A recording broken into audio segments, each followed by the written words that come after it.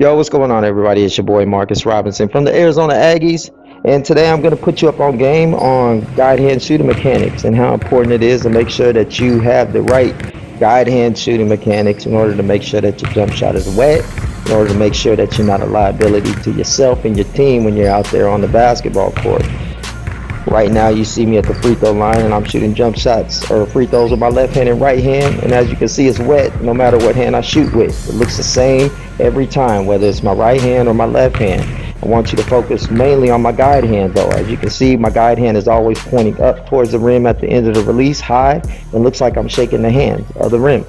Now, as we go through various videos of our players shooting, you can see the rotation of the wrist on pretty much every player in this video. As they shoot, they rotate the wrist to it's going to be to their right, and which is going to affect the accuracy of the free throw or the jump shot. So got to make sure that when we're teaching our kids how to shoot, that we're not overlooking the guide hand shooting mechanics, because they are so important to making sure that our kids maintain accuracy when they're shooting. They could have great footwork, they could have great follow through, but if they have a guide hand mechanic that is detrimental to the rotation of the ball after the ball leaves their shooting hand, what's going to happen is it's going to cause inaccuracies in the jump shot.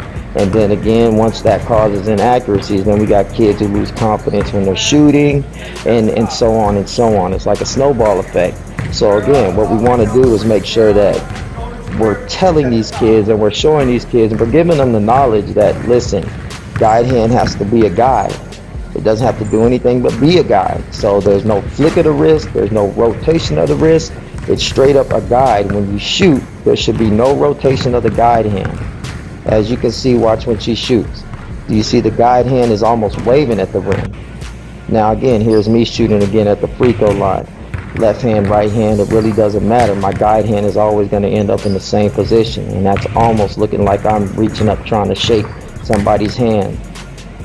It's something that has to be done through repetition. If you don't do it through repetition, if you don't discipline yourself to work on this with your form shooting, then you will not be able to implement this into your game. And what's going to happen is you're going to have kids that are frustrated with their shooting accuracy. So make sure they're focused on their guide hand shooting mechanics.